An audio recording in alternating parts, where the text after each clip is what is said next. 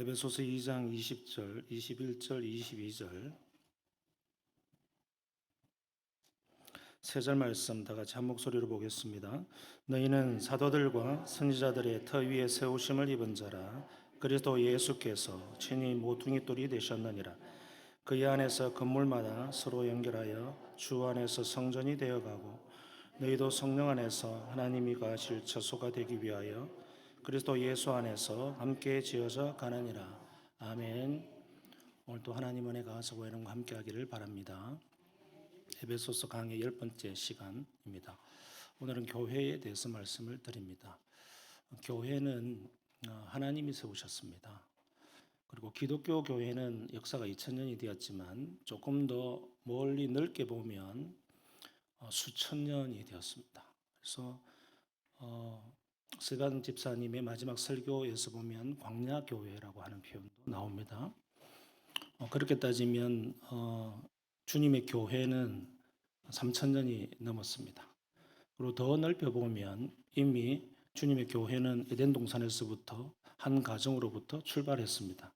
왜냐하면 거기에 예배가 있었기 때문에 그렇습니다. 하나님을 예배하고 찬양하고 섬기고 또 하나님으로부터 음성을 듣는 것, 그리고 주님을 모셔드리는 모든 주님의 자녀들, 백성들이 모이는 그곳이 바로 교회가 되죠. 그래서 교회의 역사는 굉장히 유구합니다. 그러나 우리가 기독교라고 하는 이름으로 보면 역사가 한 2000년 정도 되었다 이렇게 말할 뿐이지, 기독교의 역사와 교회의 역사는, 성경에 말하는 교회의 역사는 시간적인 차이가 있습니다. 이것을 아셔야 됩니다. 그러나 기독교 교회 하면 2000년의 역사가 있습니다. 그러나 기독교 교회가 아니라 조금 더 넓혀서 하나님의 교회, 그냥 주님의 교회라고 할 때 그 교회는 굉장히 이 땅에서부터 하나님께서 아담과 하와를 지으실 때부터 이미 교회가 출발했다 보시는 게 맞습니다. 이것을 알고 좀 들어가면 좋겠고요. 오늘 세 가지로 말씀을 드립니다. 설교 노트 한번 보십시다. 첫 번째, 교회가 어떤 곳인가? 다 같이 읽어봅시다. 교회는 평범한 사람들이 모여 오직 예수 그리스도의 능력을 의지하고 하나님의 나라를 경험하는 곳이다. 오늘 20절 말씀에 보면, 제가 다시 읽어볼게요. 너희는 사도들과 선지자들의 터 위에 세우심을 입은 자라. 그리스도 예수께서 친히 모퉁이 돌이 되셨느니라. 교회의 중요한 그 기둥을 이야기하는 것이죠. 모퉁이 돌이라고 하는 것은 건축공학에서도 중요하지 않습니까? 그러니까 이것이 빠져버리면 건물이 허물어지는, 별거 아닌 것처럼 보이지만 굉장히 기초이죠. 교회의 기초는 예수 그리스도입니다. 그리고 예수 그리스도께서 예수님을 만났던 그 예수님의 직접 제자들, 그들을 사도로 세우셨죠. 그리고 그 사도를 통하여서 교회의 기반을 다지셨습니다. 그리고 교회는 사도를 통해서 세워졌고, 또 선지자의 하나님의 메시지를 전하는 선지자의 말들을 통해서 하나님의 말씀을 기초로 해서 교회가 세워집니다. 그래서 교회는 예수님 빼면 교회가 아니고요, 사도들과 선지자를 통해서 하신 하나님의 말씀이 빠지면 그것도 교회가 아닙니다. 교회는 긍정적인 표현으로 하면 오직 예수님, 그리고 예수님의 말씀, 사도들과 선지자를 통해서 주신 말씀을 기초로 하는 것이 바로 교회가 됩니다. 그래서 교회라고 하는 것은 오늘 사도들과 선지자들의 터 위에 세웠다 이렇게 함으로 해서 우리가 드는 기분이 뭐냐면, 사도들은 위대하고 대단하다, 맞죠? 하나님의 말씀을 온전히 전파하기 위해서 자기를 희생했고 대부분의 사도들이 순교를 했습니다. 사도 요한 빼고는, 사도 요한은 그냥 자연적인 죽음을 맞았던 것 같고, 그것도 유배를 통해서 자연적인 죽음일 뿐이지 그것도 순교이죠. 어떤 사람은 순사 이런 표현을 쓰더라고요. 나머지 모든 사도들은 예수님의 십자가의 처형 방식과 비슷한 방식, 또는 베드로는 거꾸로 십자가에 못 박혀 죽었다. 그 다음에 다른 사도들은 끓는 가마솥에 넣어져서 죽임을 당했다. 예수님을 전하는 그 이름 하나만으로 사도들의 삶은 굉장히 힘든 고행의 삶이었고 또 그들의 마지막 종지부는 예수님처럼 처참하게 죽는 것이었습니다. 그런 과정을 통해서 기독교는 세워져 왔고요. 그것을 바탕으로 세워진 것이 바로 교회다라고 말씀을 합니다. 우리가 그냥 드는 생각은 사도들은 대단한 사람이다 라고 생각함으로 해서 교회는 뭔가 저는 신령한 사람을 통해서 세워져 간다라고 생각하는 우리가 편협된 생각을 할 수 있습니다. 그런 사도들의 배경을 보면 그들도 우리와 같은 사람이다라는 것을 알 수 있습니다. 하나님께서는 교회의 어떤 첫 설계, 교회를 세우려고 할 때 디자인을 하실 때 어떤 세상적인 높은 위치에 있는 사람이나 똑똑한 사람, 박식한 사람, 어떤 정상적인 지위에 오른 사람, 또는 슈퍼스타, 이런 인기 있는 사람, 어떤 능력이 출중한 사람을 모아서 교회를 시작했으면 얼마나 좋겠습니까? 그것이 우리가 일반적으로 우리 인류사가 어떠한 조직을 처음에 시작하려고 할 때 그런 방법이 가장 괜찮은 방법 아닙니까? 똑똑하고 훌륭하고 충성되고 헌신되고 배반을 모르고 이런 사람들만 모이면 그 조직은 처음부터 기초가 탄탄해지거든요. 근데 사도들을 처음 부를 때에 그 지국군을 보면 그런 사람들이 아니었습니다. 완전히 반대편에 있었거든요. 예수님께서 처음 부른 네 명의 사도는 어부였습니다. 어부를 부른다고 해서 어부가 어떤 우리는 직업에 기천이 있다 이렇게 생각하지는 않고 성경도 그렇게 가르치지 않습니다. 그러나 일반적인 사회적인 통념으로 볼 때에 어부가 어떤 지도자의 위치에 있다거나 어떤 대단한 일들을 새로 세워서 그 프로젝트를 밀고 나가고 아무것도 없는 것에 빌딩을 세워 나가고 하는 이 거대한 하나님의 왕국이라고 하는 것을 세워가는데 기초를 놓아야 될 사람을 왜 해필이면 보통 사람 또는 보통 사람보다도 더 낮은 지위에 있는 그런 사람들을 사용했을까라고 생각해 볼 수는 있죠. 그 다음에 또 직업군은 세리 마태, 세리라고 나와 있습니다. 세리는 그렇게 썩 좋은 직업으로 취급받지 못했습니다. 예수님 당시에는 매국노로 취급받았죠. 그러니까 나머지 사람들 7명 정도는 직업이 명확하게 명시되지가 않았습니다. 아마 그들도 비슷한 평범한 보통 사람들이었을 것으로 보여집니다. 그렇다면 사도들을 처음에 예수님께서 부르실 때부터 어떤 계급 사회라고 본다면 하층민에 속한 사람들을 불렀었어요. 그리고 그들의 실력은 굉장히 제한적이었습니다. 학식이 많았던 것도 아니었고 사회적인 지위가 있었던 것도 아니고 그렇다고 해서 집안이 괜찮은 것도 아니었습니다. 그들을 사도로 세웠다라고 하는 것은 우리가 인간적인 관점으로 보면 예수님은 위험을 감수하셨다라는 겁니다. 보십시오. 예수님은 하나님의 아들이세요. 하나님의 아들이신 분이 예수님을 믿게 만드는 소위 말해서 종교의 장시자가 된다라고 할 때 교회를 세우려고 한다면 예수님이 그런 방식으로 해가지고는 교회가 세워지겠습니까? 굉장히 큰 위험을 감수한 것 아닙니까? 저 고기 낚던 사람들, 매국나라고 비아냥거림을 받던 사람들을 불러 모아서 3년 동안 훈련을 시켜서 예수님이 계속 함께 한다면 괜찮은 문제겠지만 예수님은 훌쩍 3년 후에 떠나셔 버리잖아요. 하늘로 올라가 버리셔요. 예수님이 그럴 계획을 가지고 오셨단 말입니다. 예수님은 그냥 공생의 기간 동안에 나는 한 3년 있다가 전체 인생을 보면 33년 이 땅에 살다가 그냥 가시기로 하고 오신 거예요. 그랬다면 내가 가고 나서도 사회적으로 괜찮고 지위와 명망이 있고 기독교 교회를 추진력 있게 잘 세워 나갈 수 있는 사람들을 세우려고 했다면 그런 방법을 쓰면 굉장히 무모하잖아요. 누가 그런 방식을 쓰겠습니까? 그러니까 여러분들이 삼성의 회장이라고 한다면 사원들을 뽑을 때에 어떤 사람들을 뽑겠습니까? 뭐 물어볼 필요가 없는 건 아닙니까?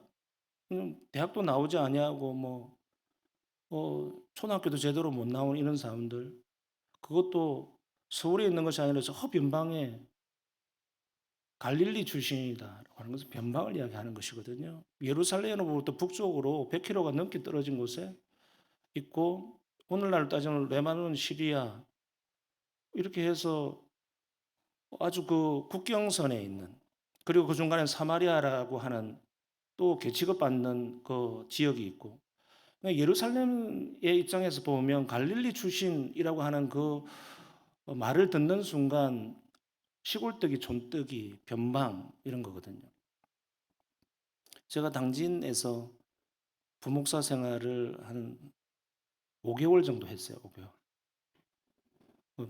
거제도로 목회를 나간다고 하니까 하나같이 하는 말이 그 거제도 변방에 왜 가시냐고 그렇게 하더라고요. 당진이 우리 거제도보다 훨씬 숫자도 적고 시골이거든요. 근데 거기는 한 집사님 그래요. 5G가 터지냐고 거제도는. 무시하려고 그런 게 아니고 그분이 휴대폰을 하시는 분인데 휴대폰을 목사님께 하나 해드리고 싶은데 이 휴대폰을 5G가 터지는 거라야 될 건데 이렇게 물어보는 거예요. 그러니까 우리는 한 국가 안에서 살아도 모릅니다. 옆 동네에 어떻게 살아가는지 몰라요. 그냥 내가 사는 곳이 최고인 줄 알아요. 특히 서울 지역, 경기 지역, 수도권에 가까이 사는 사람들 더 그렇게 많이 생각합니다. 거제도에서 왔다 하면 어딘지 모릅니다. 제가 20살 때 부산에 이제 대학을 간다고 갔더니 거제도에서 왔다고 그러니까 과 선배들이 다 그렇게 이야기를 하는 거예요. 아니 내 거제도 출신 누구누구 아는데 누구 아느냐고. 모릅니다. 왜 같은 거제도인데 왜 모르냐. 거제도 인구 많습니다. 우리 섬이지 않느냐. 그 섬에서 공차면 물에 빠지는 거 아니냐. 이렇게. 물론 농담도 있지만 변방이라고 하는 것은 우리가 일반적인 사회적인 관념으로 보면 인정을 받지 못하는 곳입니다. 거기서 뭐가 선한 것이 날 것이냐.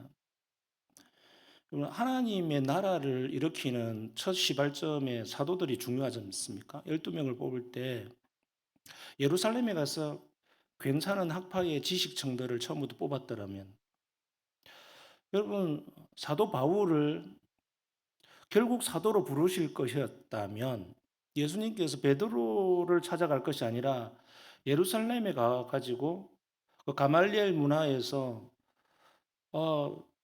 방을 써붙이든지 해서 내가 한 학파를 세우고 한 나라를 세울 건데 나를 따라할 사람 없겠소. 이렇게 했다면 사도 바울 같은 성격이었으면 예수님 따랐을 겁니다.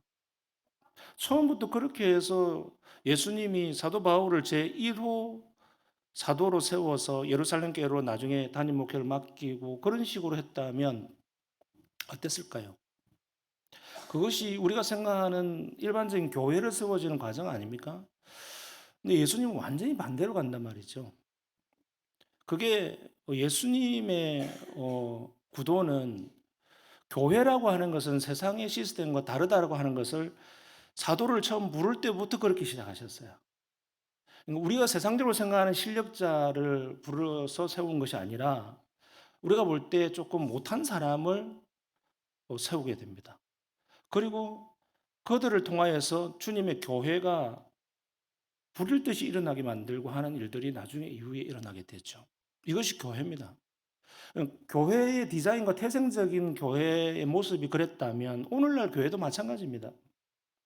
오늘날 교회는 하나님이 쓰시려 할 때에 직업을 묻지 않고 사회적 지위나 집안과 그 사람의 외모, 학벌에 관심이 없습니다. 예수님은. 그것이 필요 없다는 말이 아니에요. 오해를 하면 안 돼요. 필요 없다는 말이 아니고 그것에 의해서 주님의 교회가 세워지지 않는다는 거예요. 하나님은 대학 교수도 사용하시고 어부도 사용하십니다. 그러니까 어떤 두 사람을 놓고 누가 더 낫다 말다의 어떤 표현이 아니라 주님은 사회적인 지위나 능력과 그 사람이 가지고 있는 지식 체계를 가지고 교회를 세우지 않는다는 겁니다. 주님은 주님의 지식을 가지고 교회를 세웁니다. 그리고 주님의 체계와 주님의 시스템을 가지고 세우는 곳이 교회입니다. 그러니까 교회는 처음부터 본질적으로 사회적인 조직과 다를 수밖에 없어요. 그래서 여러분들이 교회를 와서 사회에 가지고 있는 자기가 경험한 어떤 직장 생활이나 사회 생활이나 커리어, 자기가 가지고 있는 지식 체계를 가지고 교회 들어오면 안 받는 게 참 많습니다.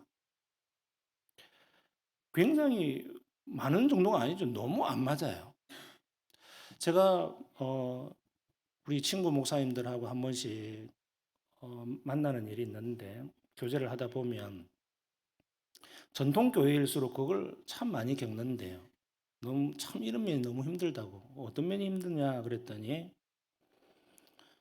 어 재정부에 안수 집사님, 장립 집사님이 있는데 그분이 은행원이라는 거예요. 은행원인데 은행원을 재정을 맡겨놓으면 얼마나 철두철미하겠습니까? 그거 동계산하고 이런 걸 너무 좋대요. 너무 잘하고 완벽하고 실수도 없고. 근데 교회를 이해를 못하는 그런 분이 앉아 있으면 10원짜리 하나 가지고 시비 걸고 나중에 그것은 나중에 목사님의 목회에 굉장히 힘을 빠지게 하고 힘들게 하는 그런 일들이 생긴다라는 이야기들을 듣게 됩니다. 사회적인 어떤 실력이 교회 안에서 그대로 적용될 수 있으면 좋지만 사회적인 자기의 경험과 실력이 교회 안에서는 그대로 적용되기 힘든 겁니다. 왜냐하면 세상과 사회의 시스템은 인간 위주로 돌아갑니다. 인간이 편리해야 되고, 인간이 행복해야 되고, 인간이 원하는 목표를 가지고 나아갑니다. 그렇기 때문에 냉정하죠. 인정이 없어요. 사회에서 직장 생활에서 대기업에 들어갔는데 부서에서 어떤 일을 말단 직원에게 맡겼는데 실수를 한번 하잖아요. 처음에 용납되죠. 두 번 하잖아요. 그럼 심할서 써야 되죠. 세 번, 네 번, 몇 번 큰 실수를 하게 되면 함께 할 수 없습니다. 잘리죠. 소위 말해서. 사회의 조직 체계라고 하는 것은 그 조직이 원하는 대로 사람이 딸려가게 돼 있어요. 그러니까 사람이 들어가도 그 조직은 어떤 사람이 들어가도 그 조직은 유지될 수 있도록 하는 것이 사회 시스템입니다. 대통령이 바뀌어도 정부 시스템은 갑자기 획획 변하지 않습니다. 작년에 했던 거 그대로 올해 가고 또 올해 했던 거 내년에 하고 그런 것이 대부분이에요. 그럼 교회는 어떤 시스템이냐 하면 교회는 인간의 시스템이 아닙니다. 교회는 하나님이 사람에게 이 일들을 맡기셨어요. 그렇다고 한다면 교회는 어떤 조직, 시스템 이것보다 훨씬 중요한 게 뭐냐면 사람입니다. 사람. 그래서 사람이 어떤 조직을 유지하기 위한 도구나 일꾼으로 전락하는 것이 아니라 교회는 그 어떤 우선순위보다도 우리 주님께서는 사람을 중요하게 생각하십니다. 한 사람 한 사람 한 사람이 다 주님의 교회의 일원으로서 주님의 사랑을 받기를 원하고 그 사람들이 함께 세워져 가는 곳이 바로 교회입니다. 그래서 교회는 뭔가 행정이 어정쩡할 수 있어요. 그러나 사람이 더 중요합니다. 자, 행정을 세우기 위해서 사람을 소외시킨다. 그것은 위험한 짓입니다. 행정이 부실하고 펑크가 나는 한이 있더라도 사람은 세워야 돼요. 이걸 이해하셔야 됩니다. 교회에 여러분 직분을 얻고 교회에서 깊이 중직의 일들을 하시는 분들은 자칫 잘못하면 이 개념을 잃어버릴 수가 있습니다. 일을 열심히 하다 보면 거기에 사람이 없어져 버립니다. 교회는 사람만 있으면 됩니다. 그리고 그곳에 예수님이 함께 하시면 됩니다. 그게 교회입니다. 교회는 어떤 시스템이나 사회적인 시스템이 없어도 돼요. 있으면 더 좋지만 그것은 약간 모자라고 부족해도 됩니다. 그러나 사람은 없으면 안 돼요. 이런저런 모든 연약한 사람들, 보통 사람들이 다 모여 있는 곳이 교회입니다. 그렇다면 예수님의 정신을 우리의 시스템과 조직에 투자하고 그것을 세워가는 것이 아닙니다. 사람을 세워가는 것이고, 사람을 더 낮게 여기는 것이고, 사람이 더 평화와 기쁨을 누리게 하는 것이 바로 교회입니다. 교회 시스템이 살고 사람은 죽고 이것은 교회가 아니죠. 그 반대가 됩니다. 교회는 외부 관상 보기에 너무 별로 없는 것처럼 보이고 가진 것도 없고 이런저런 것이 별로 없는 것 같이 보여도 사람이 그 속에서 행복감을 누리고 기쁨을 누리고 있다면 그것은 교회가 되는 겁니다. 그래서 교회는 사람이에요. 여러분 두 번째 한번 읽어보실까요? 큰 두 번째 읽어봅시다. 시작. 한 명의 사람은 교회가 될 수 없고 두 명 이상의 사람이 모여야 교회가 된다. 그러나 교회는 언제나 하나다. 이게 21절이에요. 21절 제가 한번 읽어볼게요. 그의 안에서, 그는 예수 그리스도죠. 예수 그리스도 안에서 건물마다 서로 연결하여 건물에 비유합니다. 주님의 교회를 비유할 때 서신서에서는 주로 두 가지 비유를 써요. 하나는 건물 개념을 쓰고 하나는 몸 개념을 씁니다. 그래서 건물과 몸의 개념의 공통점은 뭐냐면 연결되어 있다는 거예요. 연결되지 않으면 몸이 아니잖아요. 여러분 내 손이지만 사고가 나가지고 떨어져 나가면 손은 손이지만 내 몸이 아닌 것이 돼버리잖아요. 죽어버려요. 건물도 마찬가지죠. 건물은 하나 안에 연결될 때 그 건물이라고 그러죠. 근데 여기에서 떨어져 나가면 건물이 아닌 게 됩니다. 벽돌이 떨어져 나가면 건물이 아니잖아요. 그냥 벽돌이죠. 그것처럼 주님의 교회는 한 명을 교회라고 하지 않습니다. 그래서 1인 독립교회는 없습니다. 1인 회사는 존재합니다. 세상에. 1인 기업이라고 하는 것도 존재하죠. 그래서 연예인들을 혼자 굉장히 많은 수입을 내는 그런 연예인들 1인 기업이라고 하는 표현을 쓰기도 하지 않습니까? 실제로 그렇기도 하고요. 그러니까 교회는 아무리 출중하고 능력 있는 한 사람이 있더라도 그 한 사람은 교회가 아닙니다. 목사가 아무리 뛰어나고 훌륭한 어떤 종려를 받는 위치에 있다 하더라도 그 목사 한 사람을 교회라고 하지 않습니다. 그렇기 때문에 목사의 위치와 상관없이 목사도 교회에 100명이 있으면 100명 중에 한 명일 뿐입니다. 무슨 말이냐면 목사가 없어도 교회는 되지만 교회는 목사라고 하는 한 명을 원하고 있습니다. 이 말을 잘 유념하셔야 돼요. 뿐만 아니라 목사가 아닌 그 어떤 한 사람 한 사람도 각각의 값어치가 있고 교회의 멤버가 되는 것입니다. 그러니까 어떤 한 사람이 많은 위치를 차지하게 만드는 것이 아니라 골고루 각각의 사람들이 모여서 교회를 이루는 것이 주님의 뜻입니다. 그래서 21절 중간에 보세요. 서로 연결해 주 안에서 성전이 되어가고 이 말이 중요하죠. 주님께서는 이것을 성전에 비유하고 있다고 하는 것은 사람이 곧 성전이라고 하는 개념으로 신약 성경에서 교회를 개념을 바꿔버려요. 구약 시대의 교회의 개념은 뭐냐면 텐트가 있어요. 텐트.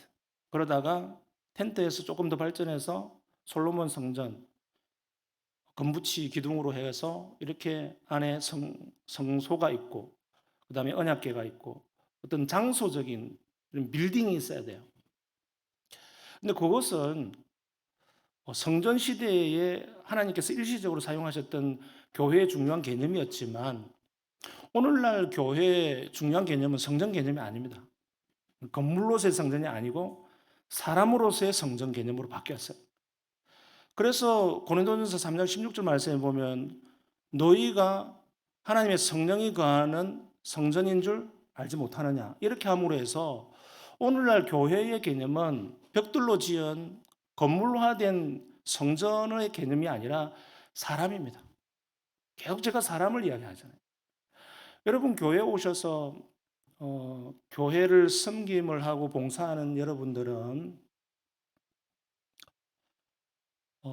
시스템이나 교회당 건물을 봉사하는 것이 아니라 사람을 봉사하는 겁니다. 예수님께서 십자가에 못 박혀 죽으셨다고 하는 것은 예루살렘 성전, 솔로몬 성전, 그 이후에 스룹바벨 성전, 그 이후에 헤롯 성전, 세 번이나 변모하는, 불탔다가 다시 세우고 불탔다가 다시 세우고, 그 성전을 위해서 예수님께서 십자가에 못 박혀 죽으신 게 아닙니다. 심지어 예수님은 동물과 짐승을 위해서 십자가에 못 박혀 죽으신 것도 아니에요. 예수님은 이 자연 세계에 있는 그 어떠한 다른 피조물들, 물고기나 새를 위해서 십자가에 못 박히신 것도 아닙니다. 십자가에 못 박히신 이유는 오직 사람을 위해서 못 박히셨다는 것이죠. 그럼 십자가가 빠진 것은 교회가 아니잖아요. 그 십자가가 있는 것이 교회인데 그 십자가의 의미가 뭐라는 거죠? 한 영혼을 구원시키기 위한 그 주님의 사랑과 그 열정, 그 헌신과 섬김, 희생. 그 희생과 섬김, 낮아지심은 사람을 위한 거였잖아요. 그게 동물도 없고 건물도 없어요. 그게 자연 세계에는 존재하지 않아요. 오직 십자가는 사람을 위해서 지신 겁니다. 그리고 그 사람이 모인 곳이 교회가 되는 것이죠. 사람을 소중하게 생각하는 곳이 바로 교회입니다. 그리고 사람을 사랑하는 곳이 교회고요. 사람을 나보다 낮게 여기는 곳이 교회고요. 사람을 세워가는 곳이 교회입니다. 그 외의 것들은 부실해도 상관없어요. 부실해도 상관없습니다. 행정이 조금씩 한 번씩 실수해도 괜찮고요. 청소가 조금씩 안 되어 있어도 괜찮아요. 여러분 부서에서 삐딱삐딱거리고 뭐가 부족해도 괜찮습니다. 그런 거 불편하게 하기 시작하면 사람이 눈에 들어오잖아요. 사람을 소중하게 여기면요, 운막에 살든지 고급 아파트에 살든지 무슨 상관이 있습니까? 여러분, 주님의 교회는 1인 체계의 교회가 되면 될수록 그 교회는 망하는 교회가 됩니다. 주님의 교회는 2명이 되고 3명이 되고 4명이 되고 숫자가 많아지는 것이 중요한 게 아니라 2명이 되고 3명이 되고 4명이 서로 연결되어지는 겁니다. 이것을 하나됨이라고 이야기하죠. 옆에 사람을 소중하게 생각하지 못하는 사람, 아니 무관심한 사람, 이것은 교회의 가장 초보적인 모습입니다. 가장 초보적인 모습. 제가 동그라미 1번 한번 읽어보고 이야기를 말씀하십시다. 동그라미 1번 읽어봅시다. 시작. 교회는 부족함이 모여 완전을 이루는 것이다. 교회는 태생적으로 사도들도 부족한 사람들을 모으셔서 교회를 세웠어요. 오늘날 교회도 마찬가지입니다. 다 부족해요. 다 부족한 면이 다 각각이 있습니다. 서로가 보기에 내가 낫다 더 낫다 아무 의미가 없습니다. 주님의 입장에서는. 그런데 그럼에도 불구하고 이 불완전한 사람들끼리 모여서 연결되었을 때 그것은 제대로 된 교회가 됩니다. 그것이 주님이 원하시는 모습이고 교회에 디자인하신 모습이에요. 그러니까 교회가 계속 머물러 있고 자라지 않고 있다고 하는 것은 서로 연결되지 않기 때문이에요. 개인화되어져 있고 이기주의화되어 있는 것이죠. 여러분 나이가 어리면 어릴수록 어린아이가 들수록 자기밖에 모르잖아요. 다른 사람에 대한 배려나 내가 지켜야 될 도덕적인 의무나 예의 범절을 잘 몰라요. 유치원에 가보십시오. 유치원에는 별의별 다양한 아이들이 다 있잖아요. 그 떠드는 아이, 소리 지르는 아이, 배고프다고 우는 아이, 시무룩한 아이, 찡거리는 아이, 관심 없는 아이, 말 안 듣는 아이, 폭력적인 아이, 자는 아이, 산만한 아이, ADHD 아이, 틱 장애가 있는 아이, 별의별 애들이 다 모여 있어요. 아마 저는 세상에서 가장 힘든 직업 중에 하나가 유치원 선생님일까 싶습니다. 저보고 하라면 못할 것 같아요.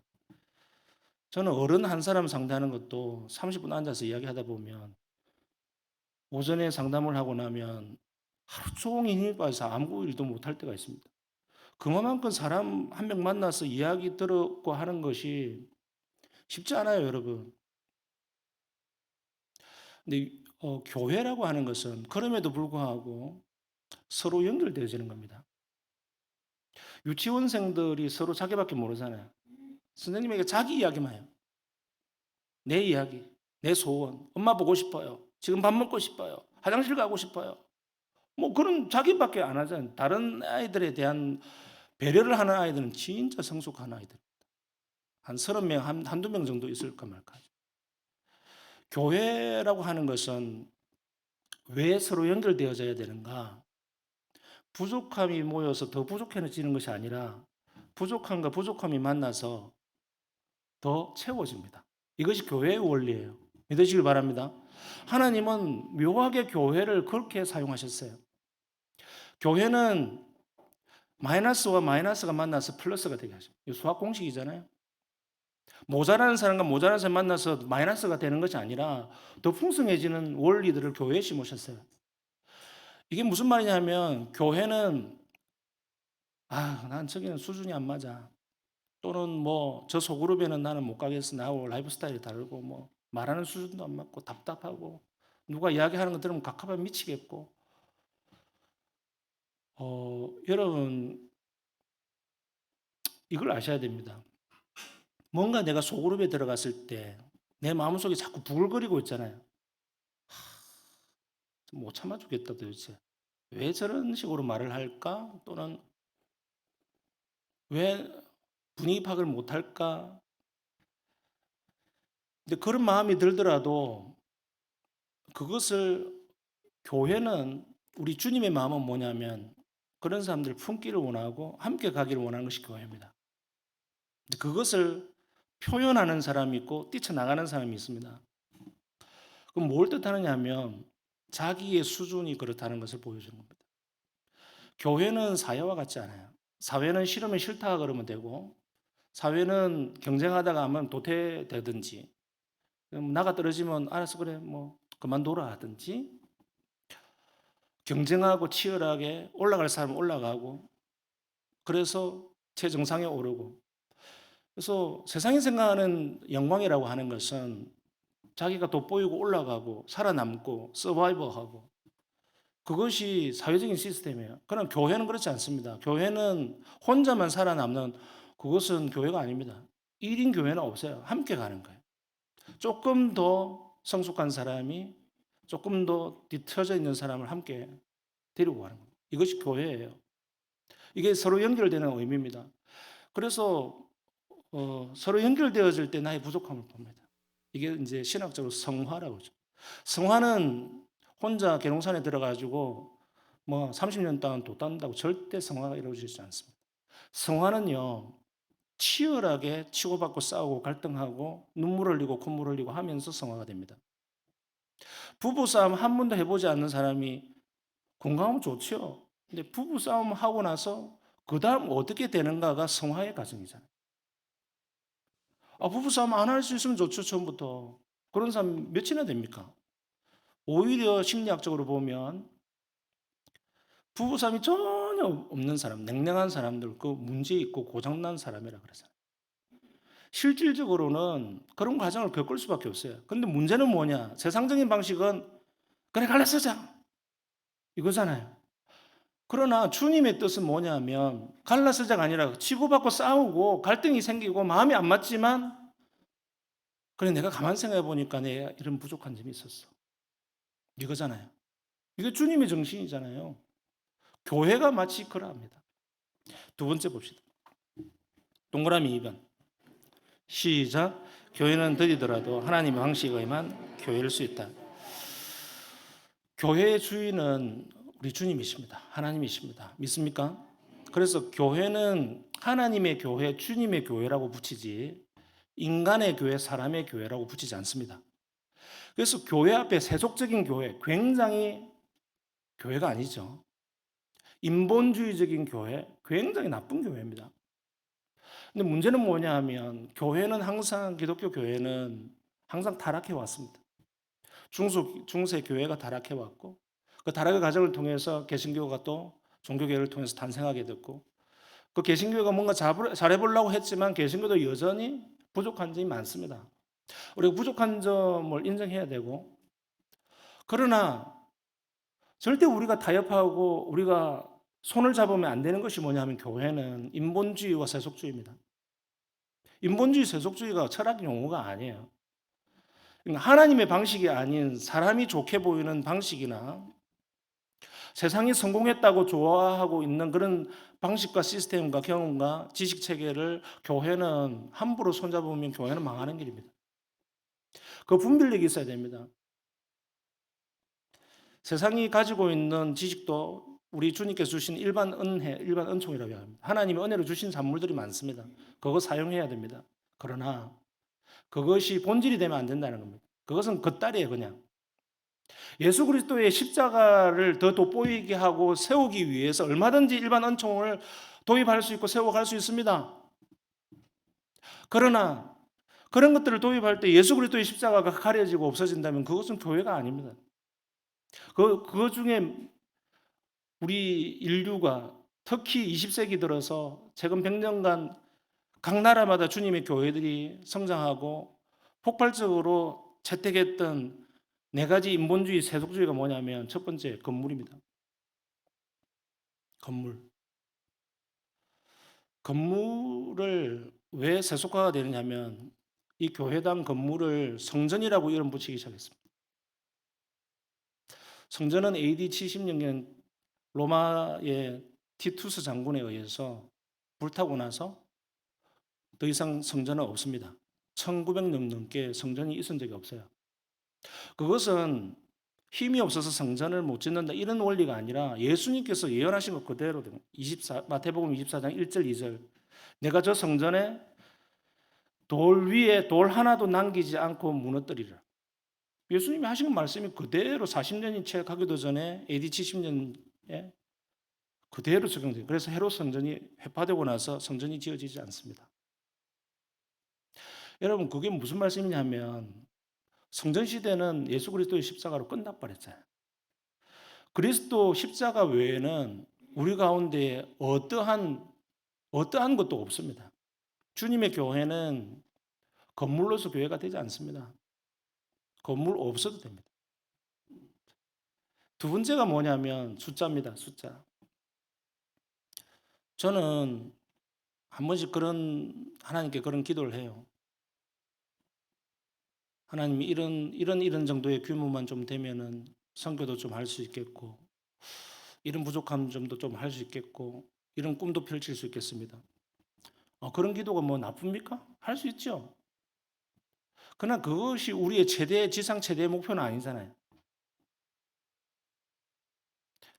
작은 교회는 작은 교회대로, 큰 교회는 큰 교회대로 하나님 사용하시겠지만 그것이 목표와 우리의 본질이 될 수는 없습니다. 주님께서 그 나름대로 쓰실 겁니다. 세 번째는 뭐냐면 재정입니다. 돈. 모든 것을 돈 위주로 흘러가는 교회는 주님의 십자가는 없어집니다. 네 번째는 뭐냐면 예배 형식입니다. 그 형식으로 주님은 기뻐하시지 않습니다. 그 어떠한 것도 오로지 예수 그리스도의 십자가 능력만 있으면 됩니다. 빨리 한번 가보실까요? 세 번째 큰 3번 다 같이 시작. 교회는 항상 살아가야 한다. 22절 보면 너희도 성령 안에서 하나님이 거하실 처소가 되기 위해서, 이 처소는 성전을 이야기하죠. 너희가 사람이 하나님의 성전이 되기 위해서 그리스도 예수 안에서 함께 지어져 가느니라. 사람을 이야기하는 것이죠. 교회는 자라는 곳입니다. 자란다고 하는 것은 그리스도의 분량이 자라는 것을 말하는 것이고 내 영혼이 더 예수 그리스도의 은혜로 채워지는 것을 이야기하는 것입니다. 그래서 이 자람이 있는 곳이 바로 교회고 그 자람이 있기 위해서는 저와 여러분이 함께 연결되어져야 됩니다. 그리고 그곳이 바로 교회입니다. 그런 교회가 되기를 꿈꿉시다. 그런 영광스러운 교회를 꿈꿉시다. 그리고 주님의 교회가 그것을 통해서 하나님 영광 받으시는 줄 믿고 나아가신 저와 여러분 되길 바랍니다.